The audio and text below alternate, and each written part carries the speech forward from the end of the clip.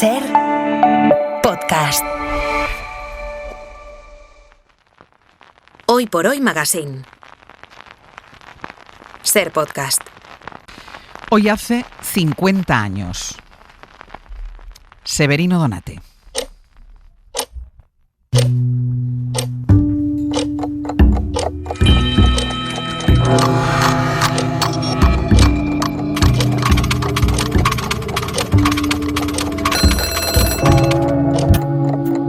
Pasaron los días, pasaron los meses, pasaron los años. En las primeras horas de la madrugada del 20 de noviembre de 1975, en la Residencia Sanitaria La Paz de la Seguridad Social, en Madrid, confirmaron que había dejado de latir el corazón de Francisco Franco Bahamonde, caudillo de España, dictador de España, generalísimo de los ejércitos, general golpista y jefe del Estado y español. represor. Españoles. Atención, españoles. Franco.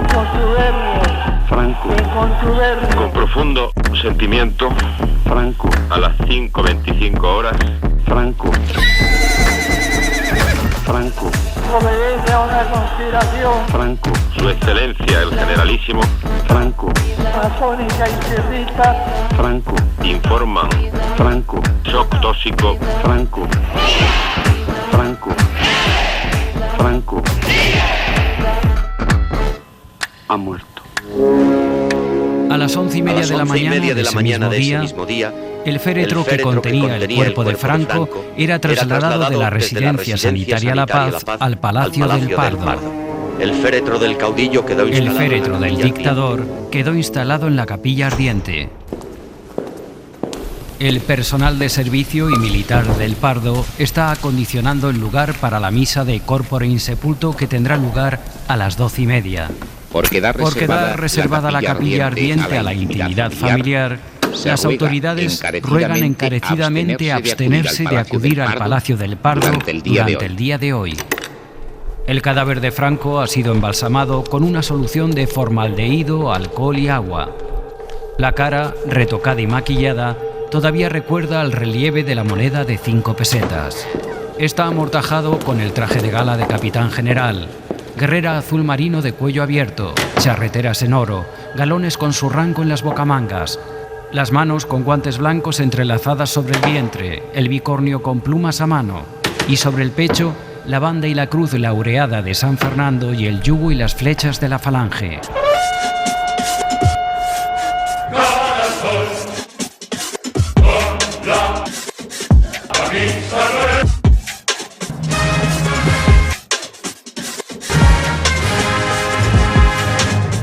Españoles. El dictador Francisco Franco ha muerto, con todos los honores. 50 años después, los descendientes de sus víctimas siguen buscando cuerpos en fosas comunes. Ganas de remover, dicen. Que Dios ayude y bendiga a todos los hogares españoles. ¡Arriba España!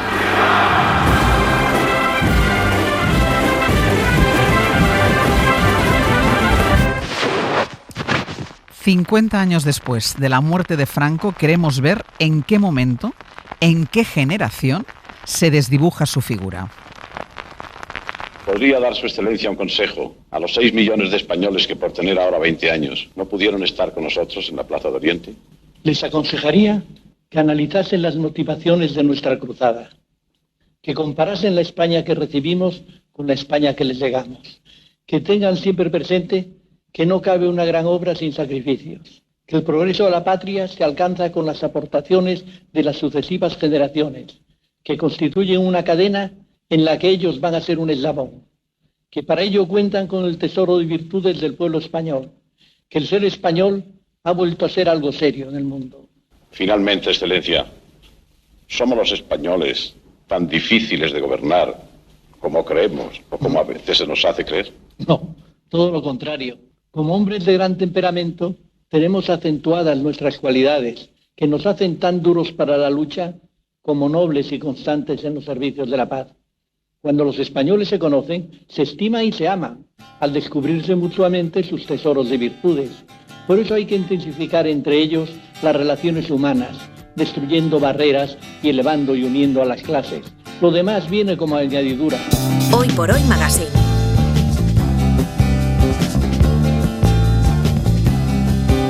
Ser podcast. Por mucho que algunos pese, los tiempos están cambiando.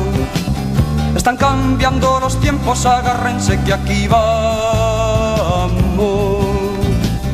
Están cambiando los tiempos, agárrense que aquí vamos. Han sido tiempos sombríos y aún no son los tiempos claros, pero soplan nuevos vientos, parece que respiramos. Pero soplan nuevos vientos, parece que respiramos. Están cambiando los tiempos. ¿Qué lleva a los jóvenes, a chicos y a chicas en 2025 a cantar el Cara al Sol? ¿Saben lo que cantan? Esto es lo que se preguntó José Antonio Martínez Soler y lo que tras largas charlas con su hijo, Eric Martínez Wesley, dio fruto al libro Franco para jóvenes de la editorial Catarata. José, Eric, ¿qué tal? Muy bienvenidos a los dos. Hola Ángel, muchas gracias. ¿Saben estos jóvenes, José, estos jóvenes saben lo que cantan? ¿Cuál ha sido la respuesta a esta pregunta que tú te hiciste? Bueno, a mí cuando escuché en la calle Marqués de Urquijo, esquina Ferraz, un viernes por la tarde, me estremeció, me sorprendió y además luego me dio mucha tristeza, ¿no? Y al día siguiente, los sábados yo juego con Eric al tenis, me suele ganar a veces, y le comenté, fuimos a tomar un café, me dio mucha tristeza. Yo he cantado el Cara al Sol y con el brazo en alto en el Colegio de los Frailes, en La Salle, en Almería, todos los días, y firmes, y me han educado en el nacional catolicismo sí. Y me horroriza que jóvenes, chicas sobre todo, chicas y chicos, cantaran el Cara al Sol con los símbolos de Franco. ¿Qué está pasando? ¿Por qué? Entonces, a esa pregunta me decía mi hijo, papá, es que yo nunca he estudiado la dictadura, ni tampoco el franquismo, ni la transición, y vosotros en casa, ni mamá ni tú me habéis contado nada. De mi secuestro, por ejemplo, por guardias civiles de franquistas, no hablábamos, decíamos lo que pasó en las matas. Y mi madre me decía, hijo mío, en boca cerrada no entran moscas, las paredes oyen, no te signifiques. Hemos crecido con mucho miedo. El silencio, claro, tú tenías claro esto. Cuando él te hace la pregunta, tú dices, claro, si es que a nosotros no nos habéis contado nada. Ni vosotros, que sois los mayores de la casa, ni en el colegio, ni en el instituto tampoco. Absolutamente nada, o sea, nada del franquismo y, para ser justos, también nada del comunismo. O sea, no nos contaron nada, eran temas que no se hablaban, ¿no? Entonces, claro, de esos barros, estos lodos, ¿no? Hemos crecido con un desconocimiento total de lo que era la dictadura y de lo que era también los horrores del comunismo. A base de leerlo ahora y de empezar por nuestra cuenta y de hablarlo, hemos empezado a descubrir esto, ¿no? Entonces me preocupa que de este desconocimiento salgan estas expresiones. ¿Y crees que a los jóvenes de ahora que desconocen absolutamente, esto lo hemos hablado antes en el abierto, en la tertulia política, precisamente hemos hablado de la laguna educacional en esta materia, pero a los jóvenes de ahora ¿hay que explicárselo de otra manera o no? ¿Hay que explicárselo de la manera que fue y cómo pasó? Bueno, nosotros al escribir el libro hemos tenido varias narrativas, ¿no? Pero una de las cosas que teníamos clara era que había que mezclar los datos con las emociones. Es decir, contar la historia sin adjetivos, sin adverbios, lo que son los datos, los hechos, apelando al pensamiento crítico, pero también contarlo con la historia personal. Que la gente vea que estas cicatrices que tiene mi padre no son inventadas, que no son mentira, que están ahí, ¿no? Entonces contar la historia de la familia, de mi abuelo represaliado, pero sobre todo la historia de que mi padre sufrió un secuestro en 1976, ya muerto el dictador, ¿no? Entonces esa mezcla de emoción y datos nos ha funcionado bien en el libro, nos ha funcionado en conectar. Claro, y tú me decías, José, antes de empezar, claro, cuando les enseñas la foto de un torturado, cuando les enseñas las cicatrices, ¿ahí entienden? ¿O ahí empiezan a interesarse y a preguntar? Sí, yo creo que la foto con mi cara en plan monstruo, ¿no? Sí, absolutamente deformada. Deformada y tal. Sí que les impresiona, no se lo creen. Pero claro, tampoco se creían que a García Lorca lo mataron los franquistas y que la orden venía de un general como Saliquet, que había fusilado a 14.000 en Sevilla. Es que no sabían nada. Realmente cuando hemos estado en los institutos, aquí en Madrid, en Alcorcón, o en Valencia, en Sagunto, o yo mismo en la Universidad de La Laguna, el mes pasado estuve con 300 estudiantes, desconocen la historia. Y eso es muy grave porque no solo cometemos el riesgo de repetirla, sino que es que seguramente se repetirá si no la recordamos. Y el olvido que hicimos fue culpa nuestra. Tiene un precio, Ángels? Sí, totalmente. Y tú lo has dicho, ¿eh? O sea, tu hijo preguntaba en vuestra casa, en boca callada no entran moscas, Eric. Pero el conocimiento empodera, ¿no? O sea, si estudias botánica o lees un poquito, te das cuenta de la diferencia entre lo que es, yo qué sé, un pino, un cedro, puedes apreciarlo de manera diferente. Si estudias historia del arte, puedes ver que Velázquez firma con un papel en la esquina de los cuadros. Si estudias la historia reciente de España, de repente te das cuenta de un montón de cosas. Te das cuenta que, por ejemplo, en Madrid hay un barrio que se llama Pío XII. Un papa defenestrado, el papa nazi. ¿Por qué? Porque reconoció a Franco, ¿no? Entonces empiezas a darte cuenta de detalles que afectan nuestra vida y empiezas a entender España mejor. Yo creo que este tipo de empoderamiento es bueno. También el conocimiento te da sosiego. Imagínate, yo siendo hijo de un represaliado, cuando la gente defendía el franquismo me violentaba mucho. Pero al estudiar un poco los datos y ver cómo es, me doy cuenta que hay ciertas cosas que son indefendibles y que si alguien defiende eso, pues o no tiene conocimiento, o no tiene corazón, o no me interesa, ¿no? Entonces tiene una capacidad de empoderamiento y de sosiego, que nosotros en los institutos lo recomendamos. Claro, has mencionado tú además antes a Lorca, una de las preguntas, esta casa y El País han lanzado hoy una encuesta precisamente sobre esto, y a mí me ha sorprendido el grado de desconocimiento de la gente, y sobre todo de la gente joven, sobre qué bando mató a Lorca. Es decir, tremendo, es tremendo. Que yo me cuestiono incluso si saben quién era Lorca en algunos casos, pero claro, que estremece pensar que haya un número importante de gente, de jóvenes, que no sepan qué bando asesinó a Lorca. Es gravísimo, Ángel, es gravísimo, y yo creo que esa ignorancia, yo creo que la culpa es nuestra, la culpa es de los mayores, porque la muerte, el asesinato de Lorca ha hecho que Franco pase a la historia como un tío cruel, como un hombre... De verdad, perdió la guerra el día que asesinaron a Lorca, el 19 de agosto del 36. Eso fue un cambio total en la guerra civil. Y me parece que los jóvenes que no sepan lo de Lorca... En la universidad, yo recuerdo, yo fui profesor titular en la universidad, 10, 12 años, y no tenían ni idea del franquismo tampoco. Hace ya años que dejé la universidad. Ni idea. Y se equivocaban de fecha, pensaban que era el siglo XIX. Entonces, ese desconocimiento es muy grave porque... te genera indefensión ante los bulos, las mentiras. Es muy fácil manipular a alguien que es ignorante y muy difícil a alguien que tiene pensamiento crítico y conocimientos. Entonces nuestra obligación es dar a conocer los datos, como decía mi hijo. Qué bien habla Eric, por cierto. Déjame un momento para poner más contexto. Hemos dado una vuelta por universidad, chavales que acaban de empezar, 17, bueno, de la universidad son 18 años. Esto es lo que piensan o lo que creen que saben sobre Franco. Pues estaba muy de moda el cantar el cara al sol, el decir que eres falangista, el decir Pedro Sánchez, hija de puta, o insultos de ese estilo hacia cualquier tipo de gobierno sin en realidad tener mucha idea de lo que estás hablando y simplemente lo estás haciendo por caerle bien a tu círculo o por sentirte parte de un grupo mayor. Por ejemplo, en mi graduación de bachillerato nos encontramos con colegios religiosos en los que los chavales sí que eran bastante extremistas. Mientras estábamos de fiesta, todos bailando tan tranquilamente, venían a hablar contigo y el tema de conversación que decidían era sobre Franco, sobre quién estaba tan mal. Algunos incluso dijeron que eran falangistas con todo el orgullo. Yo, por ejemplo, estuve en una fiesta hace poco y pusieron el cara al sol, en plan a todo volumen con un altavoz. Y yo la verdad que me salí, me da asco. Las personas jóvenes que apoyan el franquismo hoy en día son personas que normalmente se han informado mediante TikTok o redes sociales y que simplemente cogen el nombre de Franco porque se creen que por hacerlo así son personas más guay o más inteligentes, sabiendo que es literalmente todo lo contrario. Claro, y dice personas jóvenes que se informan por TikTok, por redes sociales, solo hace falta dar un paseo por estas redes sociales, por TikTok, por ejemplo, y encontrarse esto.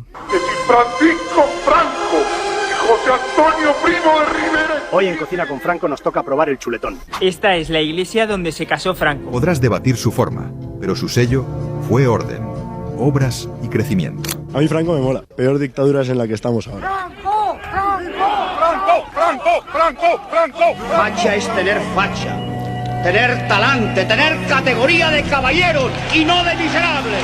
Nos tacháis de extrema derecha de forma peyorativa, cosa que es mentira, porque nosotros no tenemos ideales de extrema derecha, nosotros tenemos ideales de tercera posición. Los jóvenes consumen redes sociales como estas y se informan, desinforman o deforman a través de Internet. Y cuando llegan al aula, ¿qué pasa? Bueno, pues Alcides González es profesor de secundaria y bachillerato en un instituto de Tenerife. Alcides, ¿qué tal? Muy buenos días. Hola, muy buenos días, Ángeles. ¿Qué tal? ¿Qué pasa cuando estos chicos llegan al aula? ¿Qué edades tienen tus alumnos? Eso para empezar. Bueno, mis alumnos en este momento tienen 15, 16, 17 años, 14 algunos de ellos. Y lo primero que hay que considerar en este ámbito es que damos por hecho que los alumnos llegan con una conciencia democrática a las aulas. Es decir, es como si la gente que naciera hoy en día pues ya es demócrata por nacimiento. Sí. Y esto es una cuestión que hay que conquistar, que hay que trabajar, que hay que cultivar. Para generar conciencia democrática en este tipo de alumnado, a estas edades en las que el pensamiento crítico todavía está muy verde o prácticamente por hacer, ¿no? ¿Y tú te has encontrado en clase con alguna situación que te haya obligado a ponerte a pensar, a reflexionar en el qué está pasando con esta gente, con estos jóvenes? Sí, efectivamente, no solamente yo, sino muchos compañeros, y lo hablamos bastante, casi todos los días o con mucha frecuencia nos encontramos con situaciones en las que los alumnos, las alumnas, sobre todo los alumnos más mayoritariamente, ponen en duda o sencillamente niegan cualquier cuestión histórica que tenga que ver con crítica hacia los regímenes totalitarios o hacia las dictaduras, lo niegan taxativamente, te dicen cosas aberrantes y tan absurdas como que gracias a Franco las mujeres pueden votar, que es un poco lo que se estaba diciendo antes sobre, se estaba diciendo otra cosa sobre también una aberración de ese tipo. Y claro, ante estas circunstancias, ante estas proclamas, pues es muy difícil debatir, es muy difícil, ¿no? Entonces... Pero dices, ¿en qué circunstancia lo dicen? Es decir, tú estás exponiendo un tema en clase y ellos te rebaten. Exacto. Si tú estás impartiendo la materia de historia, por ejemplo, y estás abordando las diferentes etapas franquistas, pues ahí tienes muchas dificultades. Siempre saltan alumnos que sencillamente niegan, es decir, como estos que acaban de aparecer en el reportaje, sí. Sencillamente niegan que hubiese fusilamientos, niegan que la mujer estuviera sometida, o sea, niegan lo más elemental, niegan lo más lo que más nos ha hecho sufrir la dictadura. Eso ellos lo cambian, le dan la vuelta y lo proclaman, vamos, a viva voz, y si tú dices, mira, vamos a reflexionar sobre esto, vamos a debatir, ellos te dicen, eso es mentira, profe, eso es mentira, profe, eso es mentira, y se quedan ahí. Es decir, tú no consigues, no, la palabra no es convencer, sino no consigues que la explicación sobre la realidad, sobre los hechos, sobre la historia, penetre en ellos. Es muy difícil, pero evidentemente yo no lo consigo. Bueno, algo se va consiguiendo, pero aquí se produce un hecho que es fundamental y que desde luego hay que estudiar y hay que revisar y hay que organizar de otra manera. En la educación nosotros no tenemos ahora materias que nos, digamos, empujen a hablar de democracia en las aulas, a debatir sobre ella, a hablar de sus orígenes, de cómo se consiguió, de lo que se sufrió para conseguirla, de los derechos que gozamos hoy en día gracias a la democracia. Entonces, hay muchas materias, pero no hay una materia que debería ser, en mi opinión, troncal, que se llamara valores democráticos o algo parecido, en la que obligatoriamente, en el buen sentido, los profesores y las profesoras podamos tener tiempo para educar en democracia, para despertar la conciencia democrática en el alumnado. Eso no lo estamos teniendo.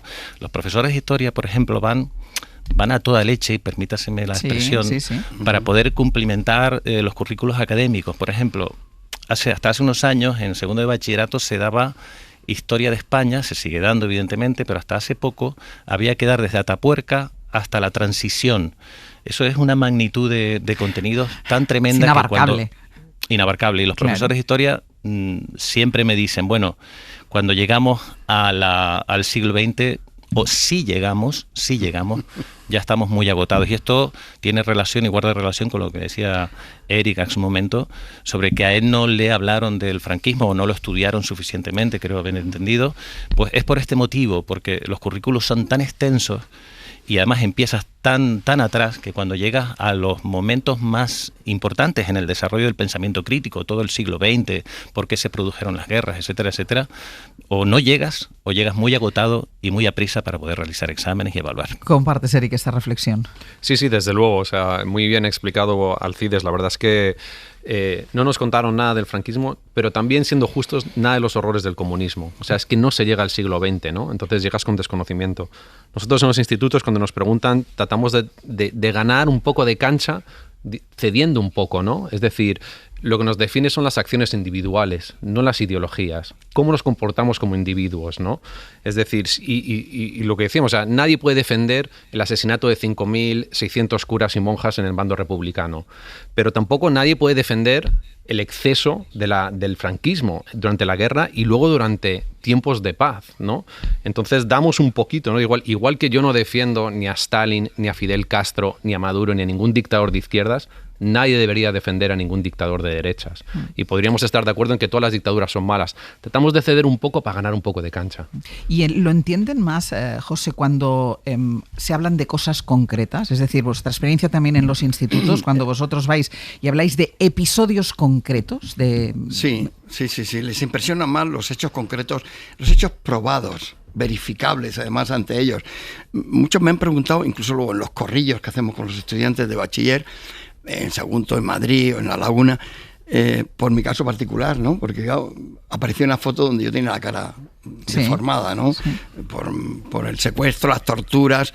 Bueno, pensé que iba a morir porque me pusieron una pistola a 2 palmos de la frente para que dijera las fuentes de un artículo y yo no podía decirlas porque no lo sabía. Y casi me matan, ¿no? Entonces cuando ven, bueno, luego me llamaron para decirme que tenían los nombres de mis secuestradores. Eran gente de inteligencia de la Guardia Civil, de Franco, ¿no? Uh-huh. Y dije, no quiero saberlo. No quiero saberlo porque creo que hay que perdonar, pero no olvidar. Y el error que cometimos, gente como yo, en nuestra generación, que luchamos contra Franco, yo, de toda mi vida, mi padre era un teniente de la República represaliado, que tuvo un campo de concentración. Pero me enseñó también mi padre que había que, de alguna forma, perdonar, pero no olvidar. Mire, y me llama mucho la atención esto, Alcides, que dice ahora José, cuando les hablas de cosas concretas, de episodios concretos, no sé si lo entienden más, pero al menos si son capaces de prestar atención, de poner atención en eso. Eso no es lo que cuentan los libros de texto. ¿Cómo cuentan esta parte de nuestra historia los libros de texto? Bueno, primero quería decir al comentario de Eric de antes de lo del comunismo y los fusilamientos también que hubo por el bando republicano, que evidentemente nosotros queremos generar esa conciencia democrática para que el uso de la violencia en ningún caso sea un recurso legítimo para nadie. Eso evidentemente por descontado, ¿no? Sí. Cuando yo decía lo de la conciencia democrática, evidentemente es lo que queremos es que los alumnos y las alumnas se eduquen en democracia y se eduquen en libertad y en la defensa de los derechos humanos. Esto es evidente. En cuanto a los libros de texto, los currículos académicos están impregnados prácticamente desde las introducciones y en todos los criterios de evaluación de un espíritu democrático. Realmente se habla siempre de la educación en valores y todo esto. Pero eso no cunde, eso no es efectivo. Al final, los docentes pues impartimos nuestras clases, estamos apremiados por el tiempo y nuestros objetivos pasan por evaluar al alumnado en tiempo y forma. Entonces, es un poco lo que te decía antes, que aunque en un libro de texto o un currículo académico se hable de la importancia de los valores democráticos, de reflexionar con el alumnado sobre esto, etcétera, etcétera, luego cuando tú tienes que impartir todos esos contenidos y toda esa amplitud de currículo, tú no tienes tiempo para pararte, para reflexionar, para debatir con el alumnado, para que ellos busquen argumentos, hagan reflexiones, saquen conclusiones. Y esto es lo que yo estoy reivindicando y creo que lo hago en nombre de muchísimos docentes, que la educación de este país y sobre todo la secundaria y bachillerato tiene que tener materias troncales, no optativas de estas que aparecen por ahí, que se apuntan 4 o 5, en las que obligatoriamente se tenga que hablar de democracia. Para que se aborde esto. José, muy breve. Alcides, la verdad es que tienes razón en todo lo que dices, pero claro, nosotros cuando hablamos con estudiantes, y estos eran un instituto de gente de 16, 17 años, uno de ellos me preguntó, pero bueno, ¿cómo llegó a ser tan importante Franco? ¿Por qué llegó al poder?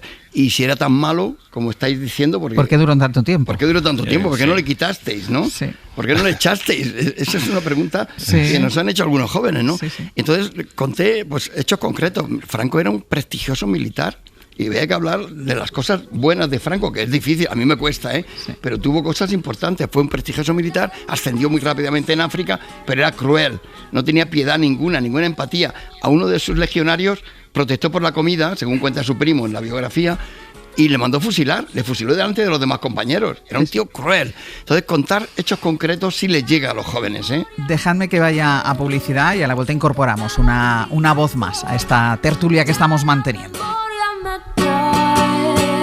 Cosa que estaba afianzó. Ponme la mano aquí, Catalina, ponme la mano aquí.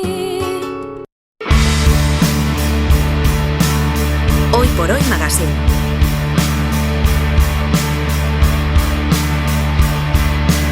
Ser Podcast. Nadie en el tercio sabía quién era aquel legionario. O sea, yo he crecido en una familia súper religiosa, súper de derechas.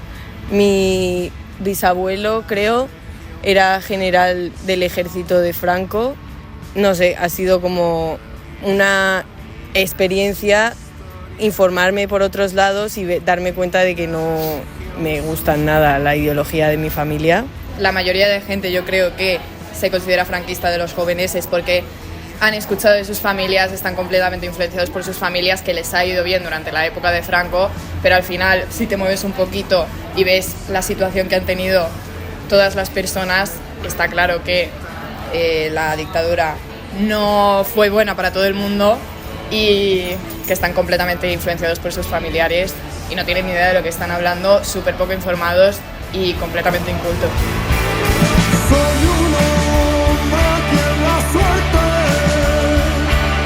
Estos jóvenes a los que están escuchando tienen entre 18 y 19 años, han comenzado la universidad y nos han dejado escuchar sus conversaciones sobre Franco, el franquismo, la historia, la memoria. Seguimos también compartiendo impresiones con José Antonio Martínez Soler y Eric Martínez Wesley, autores de Franco para jóvenes, que está publicado en Catarata, y con Alcides González, profesor de secundaria, que nos escucha desde Tenerife. Hablábamos de cómo se aprende, pero incluso los protagonistas de la historia, los actores y actores principales, algunos de ellos de la historia, aquellos que conforman la memoria, creen que lo hemos hecho mal. Piensan y cuando reflexionan creen que lo hemos hecho mal. Miquel Roca, uno de los padres de la Constitución. Hemos de reconocer que hemos tenido un gran fracaso en nuestro sistema educativo en este punto.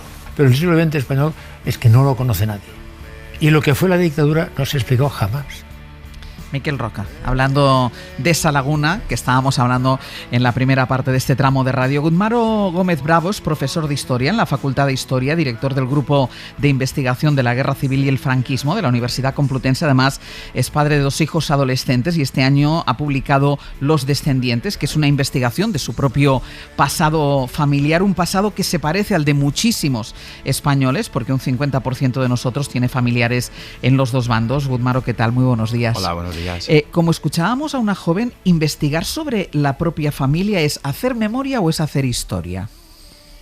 No, bueno, es hacer historia de la memoria, ¿no? Lógicamente, pero es muy interesante porque la historia teóricamente es la reconstrucción del pasado, la memoria diríamos que es el recuerdo, ¿no? La experiencia. Pero es muy difícil de delimitar. La frontera es muy finita. ¿A ti qué es lo que no te cuadraba de la historia de tu familia, tal y como te la contaron? Todos tenían una versión acerca de mi abuelo, básicamente la parte de mi madre, que no me cuadraba. Era imposible por la situación geográfica y por determinadas cosas, ¿no?, que mi abuelo fuera un personaje antifranquista. Entonces, bueno, pues inicié la investigación una vez que mi madre ya, pues la mujer, pues ya perdió la cabeza y no podía yo hacerle daño al investigar porque era consciente de que le iba a cambiar la versión. Y bueno, descubrí una cuestión totalmente distinta, ¿no? No solo había sido depurado, pero inicialmente al comienzo del golpe pues colaboró con Queipo de Llano, o sea que es totalmente contrario. ¿Y es la versión que le dieron a su vez a tu madre o tu madre te la endulzó a ti?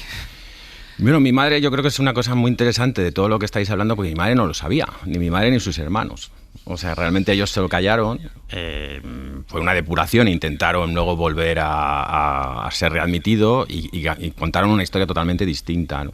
Lo ocultaron, que yo creo que pasa mucho. Y después también se empobrecieron y ocultaron la pobreza, ¿no? Yo creo que eso se superpone y nunca se ha sabido. Y después ya en la transición sí construyen, que es un poco lo que pasa también con la gente joven ahora, ¿no? Construyen su identidad política cuando pueden. y la construyen con el antifranquismo. Pero mi abuelo no viene de ahí, claro. ¿Y tú cómo lo descubriste? Bueno, pues yo por el oficio y estuve dando la paliza para que me dieran los archivos en la Dirección General de Seguridad y tardaron mucho. Y nunca había nada. Y realmente pues un día me llega un PDF con 308 hojas. Digo, joder, pues sí que había algo. Había algo. Y ahí pues ya está todo, ¿no? O sea, y eso es la importancia de la historia y del conocimiento a partir de los documentos y te explicas todo, claro.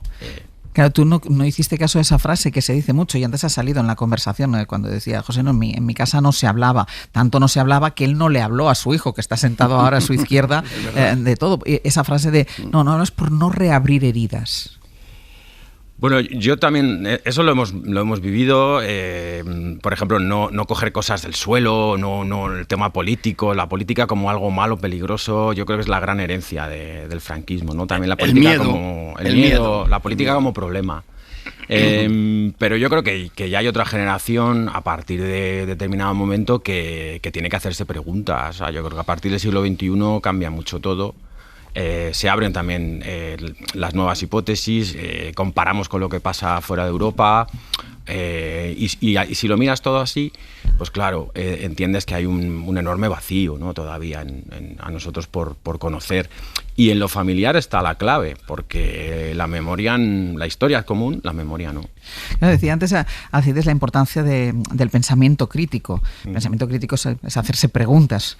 ¿Se hacen preguntas los jóvenes ahora o simplemente vienen ya respondidos?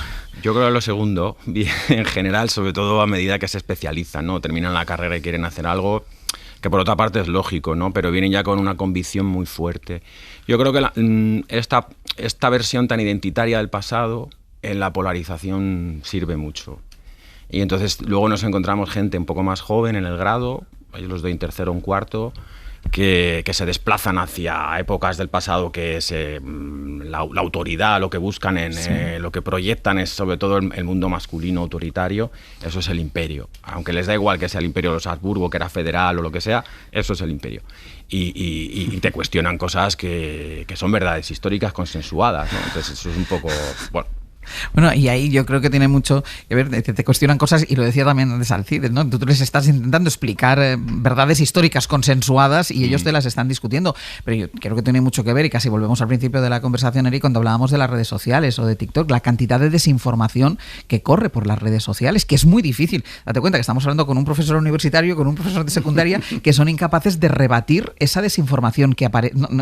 Incapaces no quiero decir que por incapacidad, sino porque es imposible rebatir lo que encuentran en las redes. Tenemos un problema sistémico, o sea, no solo hay desconocimiento, sino que hay una desinformación activa. Desinformación activa. Voluntaria. Bueno, y entonces a las personas que tienen desconocimiento, esta desinformación les alteran los relatos de la realidad.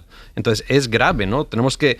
¿Y por qué es grave? O sea, si doy 2 pasos atrás, con buena información, con buenos datos, puedes tomar buenas decisiones. Sí, con mala información, vete tú a saber. Entonces muchas veces tratamos de decir esto. O sea, si tú hablas con criterio y con respeto, la gente te trata con criterio y con respeto. A los chavales, si tú dices necedades y brutalidades, la gente te va a tratar como un necio y como un bruto. Si tú quieres sentarte en la mesa de los adultos, tienes que hablar con cierto criterio, ¿no? Entonces tratamos de apelar un poco a la dignidad propia de las personas. ¿Cómo quieres ser tratado tú? ¿No? Y tratar cosas con datos objetivos, o sea, sin calificativos. Yo puedo decir, más de 30.000 bebés robados. Más de 30.000 bebés robados. No digo que sea bueno o malo. ¿Es un dato? Es un dato. Más de 50.000 fusilados en tiempos de paz. La cruz más grande del mundo hecha con mano de obra esclava.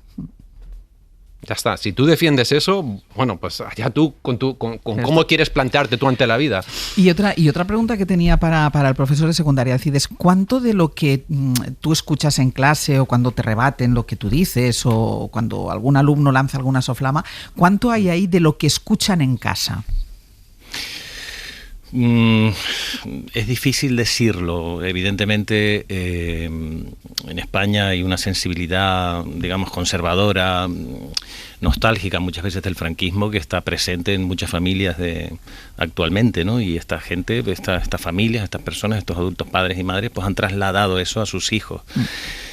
Yo no sé hasta qué punto, digamos, qué porcentaje podría haber de jóvenes ahora de ultraderecha que vengan un poco de esta influencia, ¿no?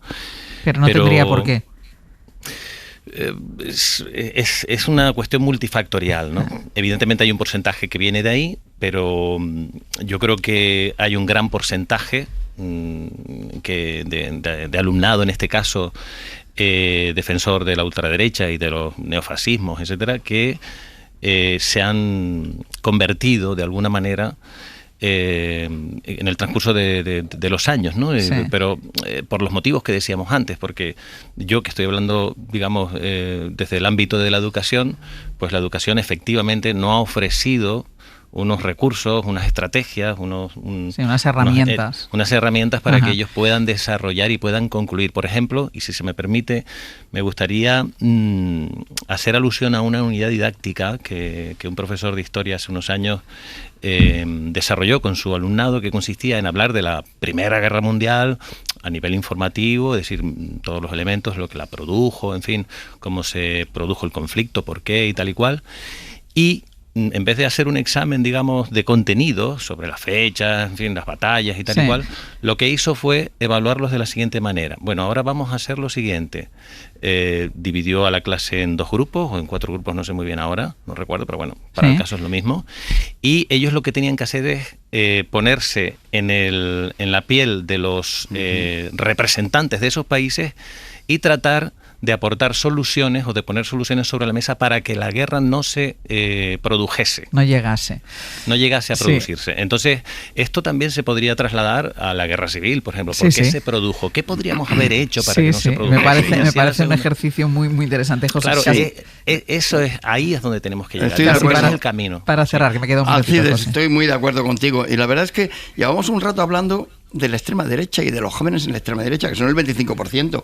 Apenas hemos hablado del 75% de los jóvenes que son demócratas, que saben que Franco no era tan bueno, que era bastante malo. Ojo, que hemos dedicado mucho tiempo a la extrema derecha, estamos haciendo casi posible la profecía autocumplida. Pues no, no estoy dispuesto. Cuando a mí un alumno de Alcorcón me dice, por ejemplo, algo bueno haría Franco, mis padres dicen que era muy bueno, y yo dije, sí, Franco hizo cosas buenas, no en los primeros 20 años, que nos mató de hambre a todos, y de fusilamientos y de exterminio, pero en los siguientes 15 años hizo cosas buenas, por ejemplo, viviendas, que ahora no hay. Me parece que esta manera de terminar, que estamos hablando de ese 25%, pero que hay esperanza al otro lado, es la mejor manera de termiar este tramo. Sí, yo os agradezco a los 4 que hayáis estado con nosotros, cada uno con vuestro punto de vista. De Muchas verdad, gracias. Gracias. Muchas gracias. Si tuve errores, te ruego que me perdones y todo será de nuevo como ayer. Vuelve a quererme otra vez como ayer. Vuelve a llorar de emoción como ayer. Mírame, bésame igual como ayer y podremos juntos vivir. Para no perderte ningún episodio, síguenos en la aplicación o la web de la SER, Podium Podcast o tu plataforma de audio favorita.